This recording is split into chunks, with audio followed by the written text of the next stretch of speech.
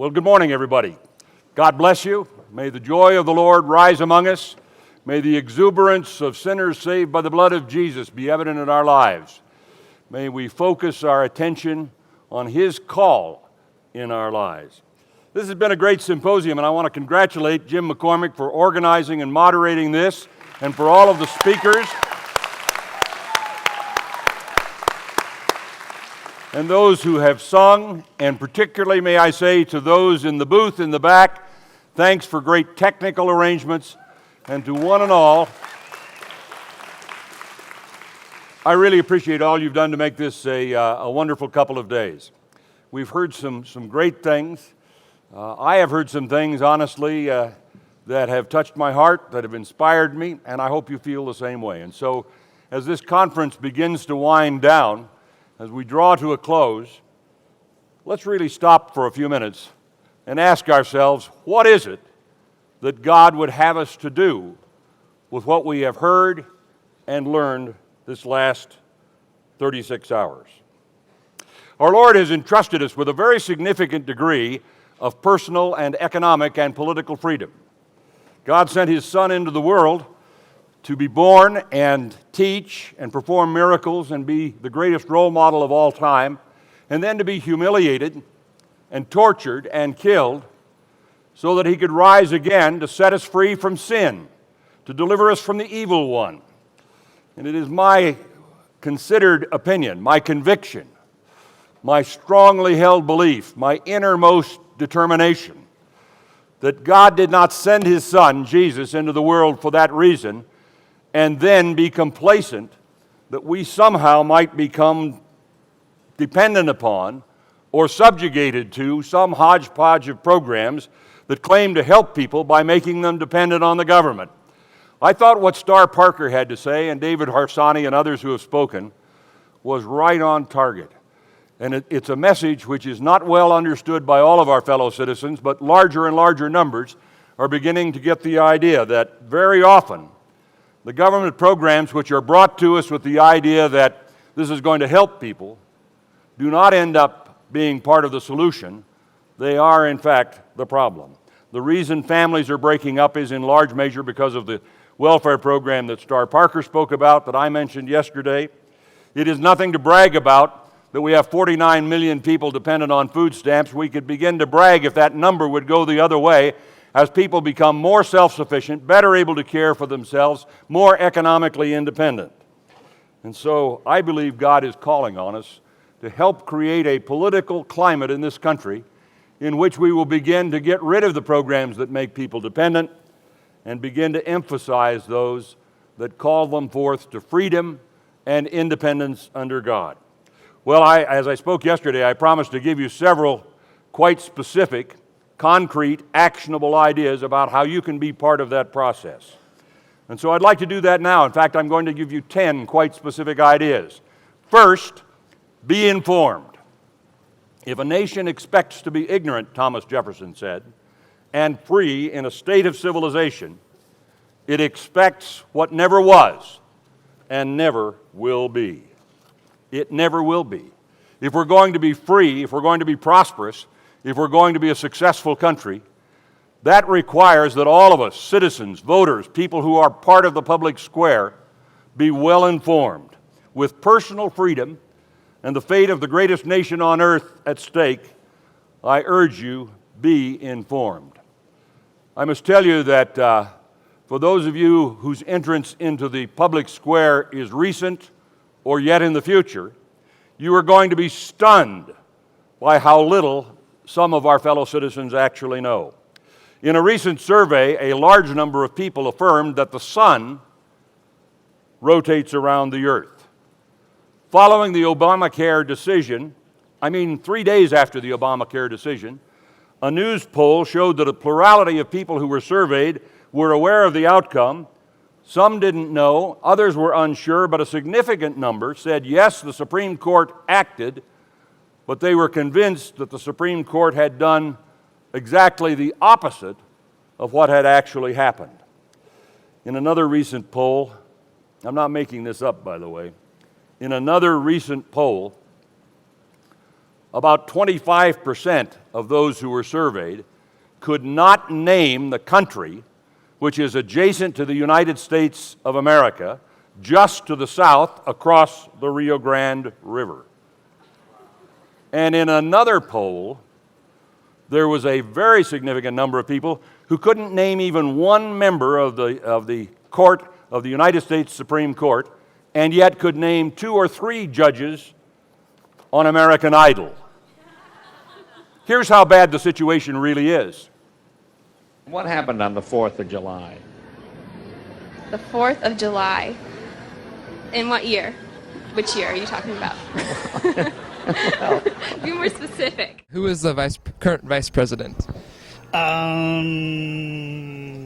Let's see, that's a tricky one.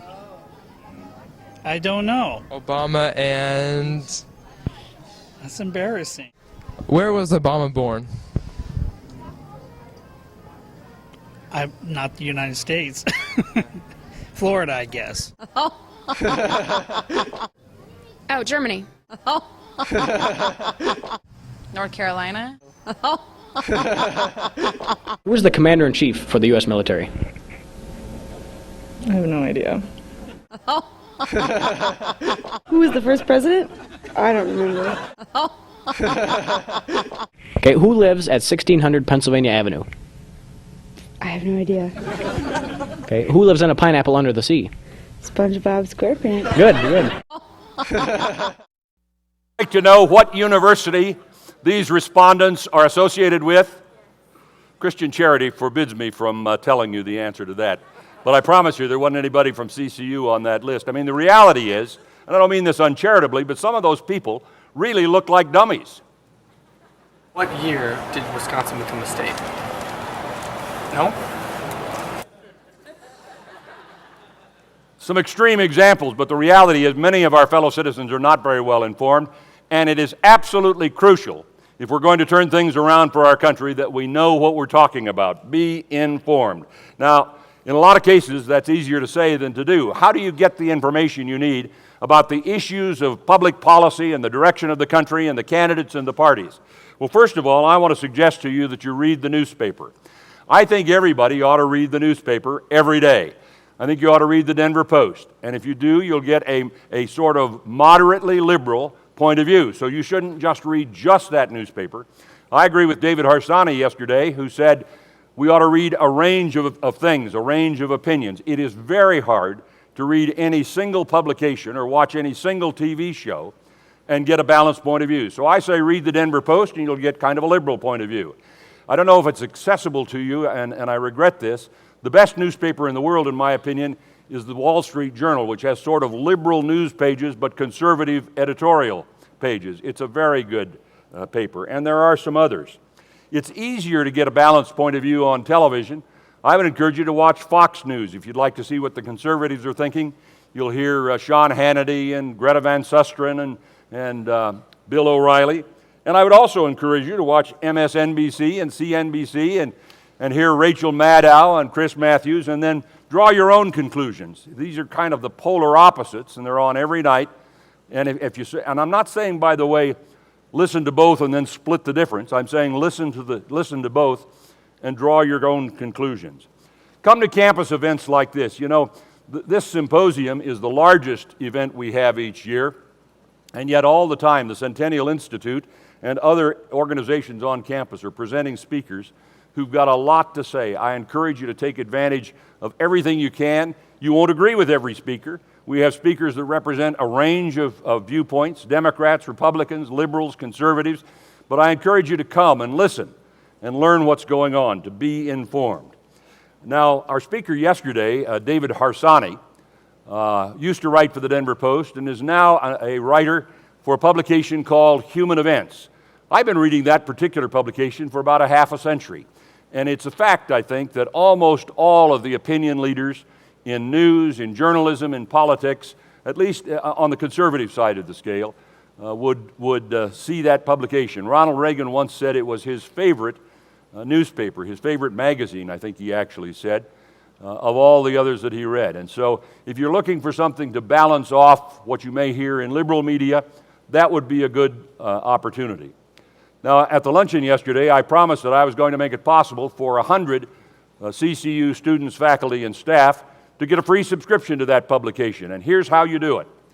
I'm going to make available to you, to the first 100 who send me an email with their full name and address, and I have to have your mailing address because this is a publication that will be mailed to you, to the first 100 who send me their name and address to this email address, humanevents@ccu.edu. I will see to it that a subscription is entered for you. We'll do it tomorrow, and hopefully it'll begin coming to you within a couple of weeks. The address, humanevents@ccu.edu. Be informed. And let me just add this word of caution as you gain understanding about the issues. Don't be too much taken as you look at candidates and parties with who's the cutest, or who's the coolest, or who's the most fashionable, or who's the most trendy, or who's the most fun.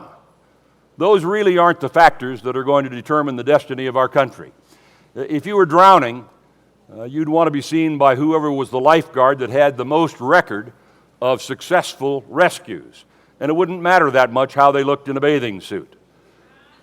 I want to suggest to you that political candidates are the same. It's not a bad thing to be personable or to be well-spoken or to be handsome or to look good or be cool or be cute. I'm just telling you, that's not the main thing. Figure out what these candidates and parties stand for and match it up against what you believe, and if you do, you'll make good decisions.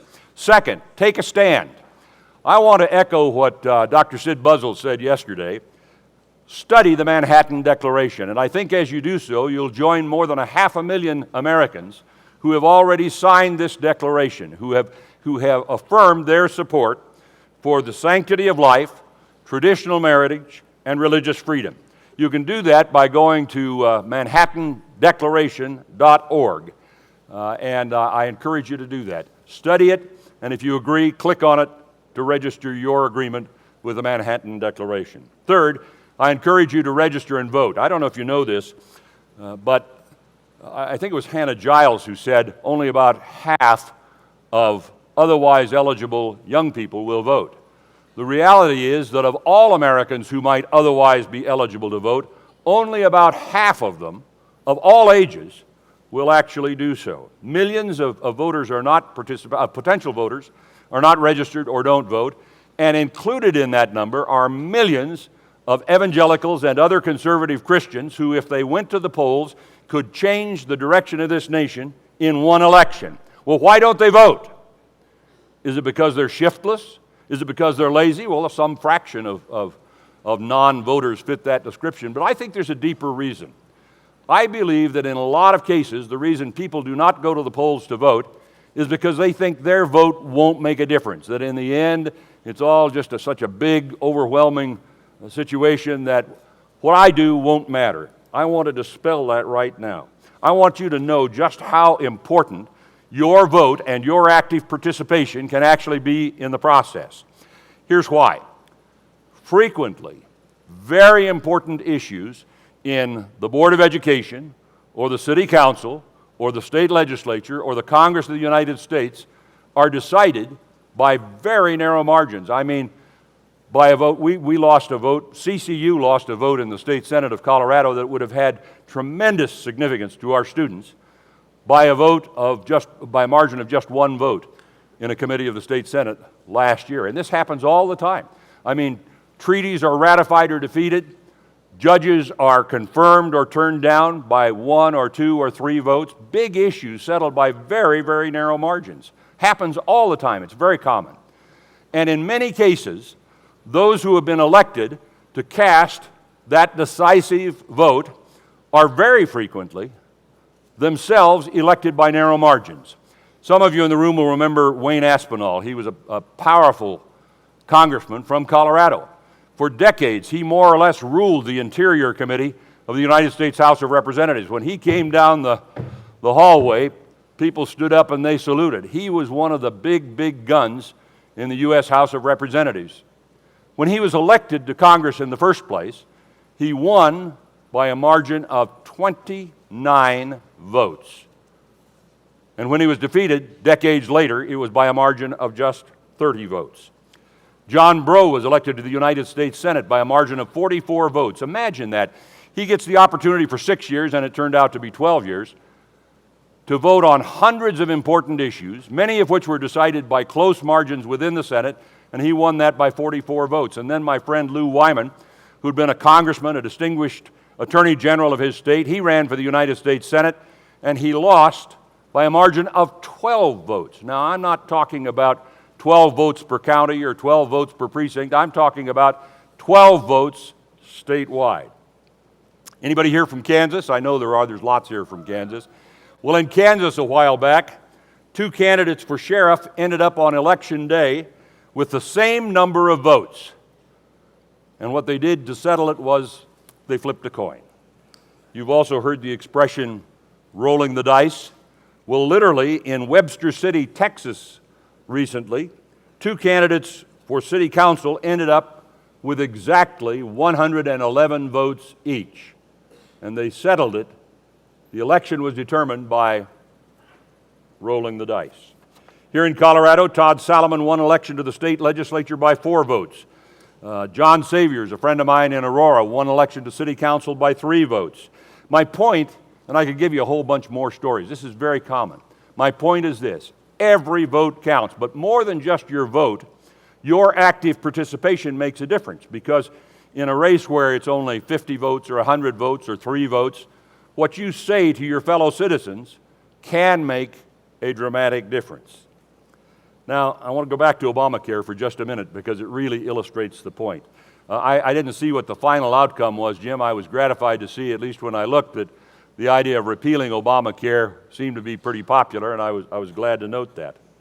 But here's this law, this Obamacare law, a law which will subjugate, when it goes into effect, 17% of our national economy to the federal government.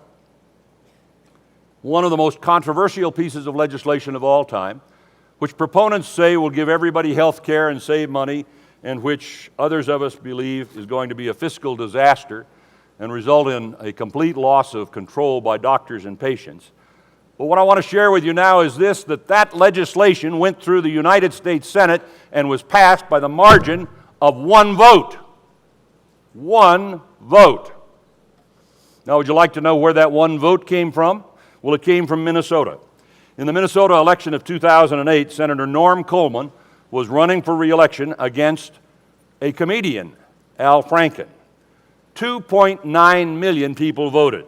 And the morning after election, Coleman led Franklin by 725 votes. An army of lawyers came forth to challenge the vote, and during the recount process, Senator Coleman's margin was reduced to 312. And then, mysteriously, somebody found in the trunk of their car a box full of ballots, which were then counted. And during several months of wrangling, a citizens group discovered that 1,099 felons were permitted to vote in that election, all of whom were legally ineligible to vote. 8 months later, Al Franken was declared the victor in an election outcome, which, by the way, this is another story, but in an election outcome that really stinks to high heaven. He was seated as a senator, and at the crucial moment, he provided the vote that passed Obamacare. That's how important the votes of a few people and the active participation of a few activists can actually be. Fourth, I want to encourage you to volunteer to help a candidate. I'd like to suggest to you that if you want to help a Democratic candidate, that you call 303-623-4762, explain your interest, tell them you want to help, and they'll tell you what to do. And the same for the Republicans, 303-758-3333. I'd like to encourage you to write a check to a campaign. Now, I know I'm talking to a bunch of students who probably many of you have never even thought about writing a check to a campaign, but investing cash money in a campaign for a candidate that you like is a great thing to do. It takes money to win, and that's a tangible expression of your support. It'll make you feel good, and it's an important thing to do. I want to also say this, that between elections, you have an opportunity to influence the destiny of our country by expressing your opinion, by contacting your senator or representative. And it doesn't matter whether you're on the same side of the political fence as they are. If you're a constituent, they work for you. They work for us. Give them your opinion. Now, that doesn't mean that if you write in and say do this or do that, that they inevitably will do so, but it does have an influence. And I used to get literally hundreds of thousands of letters, and we paid attention to them. And some of them actually did change the outcome in my own mind. And I want to encourage you to think that your congressman and senator, whether they're part of your political party or not, very likely will do the same. Contact your senators and congressmen. First of all, Senator Mark Udall, Senator Michael Bennett, Congressman Ed Perlmutter, Congressman Jared Polis, Congresswoman Diana DeGette, Congressman Cory Gardner, Congressman Scott Tipton, Congressman Doug Lamborn, Congressman Mike Kaufman. I also encourage you, don't take no for an answer. Seventh, I urge you to write letters to the editor of the newspaper. Here's the address where you can write the Denver Post, but write any newspaper that you're interested in and write them a letter to the editor. Now, I used to be the publisher of a newspaper, and I'm going to just give you a little inside information. In most newspapers, the letters to the editor column is the second most popularly read part of the newspaper. Anybody know what the first most popular part is? Comics, that's right. Yeah. And in a lot of papers, I don't think this is true of the Denver Post, but in a lot of papers, newspapers, because they know this is a popular feature, will publish almost any reasonable letter that they get. They may edit it for length, but it's not that hard to get something published in your newspaper. When I own a newspaper in Colorado Springs, we not only published virtually every reasonable letter that came in, frankly, we published a lot of them that weren't all that reasonable. I mean, we published just about, and of course, if anybody wrote anything about me that was critical, we were sure to highlight that. I was the congressman from that area at the time, and we thought it was a matter of integrity that if anybody had a bad word to say about me, that it'd get published for sure. So write your local editor.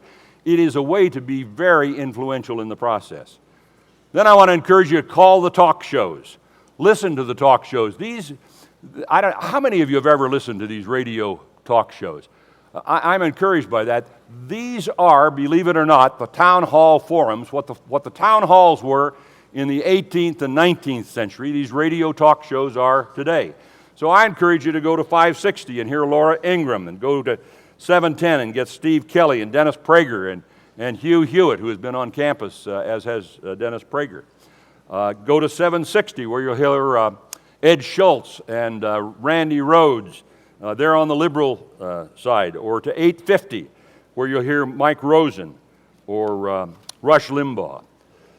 Ninth, I encourage you to speak up in your circle of friends, and that includes not only just letting people know how you feel, but putting up a yard sign for your favorite candidate or putting a bumper sticker on your car. A lot of people think the secret of bumper stickers is that they are a form of advertising, but that's the least of it.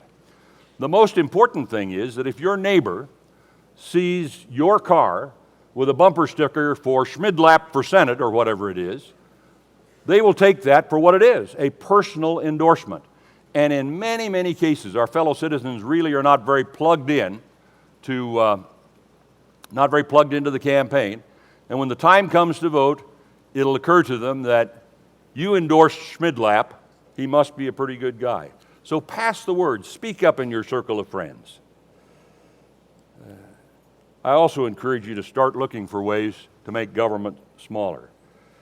George Washington, James Madison, and the other founders of our country considered government to be a necessary but dangerous instrument. And you'll remember Thomas Jefferson said the government is best that governs least. And Woodrow Wilson said the history of human freedom is the limitation of government. And Barry Goldwater said the government that is big enough to give you everything you want is big enough to take everything you've got. And of course, Barry Goldwater was trumped by Ronald Reagan, who said, well, I'm just glad I'm not getting all the government that I'm paying for. Two final thoughts about how you can participate in the process. First, don't expect to win every time, and don't be discouraged if you don't. Our fellow citizens don't agree with us on everything. I sense that there is a healthy trend in our country that is gathering momentum. The Tea Party is part of it. There's a lot of indications of it, of people becoming more engaged. As people like Star Parker go around the country talking, it helps our cause tremendously. And I think things are going our way, and that we're going to see some victories for limited government, for restraint, for decentralization, and for all of the things that will help to make us freer and more prosperous. But we're not going to win every time. I was fortunate to win almost every election in which I participated. I did lose one, and that was in 1970, and it was a big disappointment. But I'm almost over it already. And I just encourage you that these things do come and go, and nobody wins. I mean, no football team wins every game. No baseball team does.